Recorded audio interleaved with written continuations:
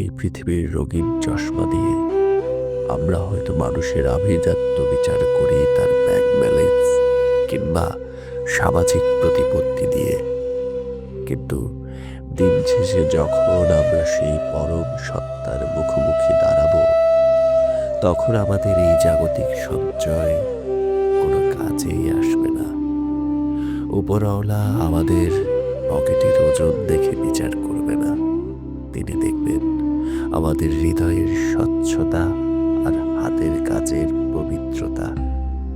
সততা আর নিঃস্বার্থ ভালোবাসা দিয়ে যে জীবন গড়া হয়, সেই জীবনের মর্যাদা অনেক বেশি। মানুষ আপনাকে আপনার সম্পদ দেখে সালাম দিতে পারে, কিন্তু আপনার অন্তরের পরিচ্ছন্নতা আপনাকে মহান সৃষ্টিকর্তার কাছে প্রিয় করে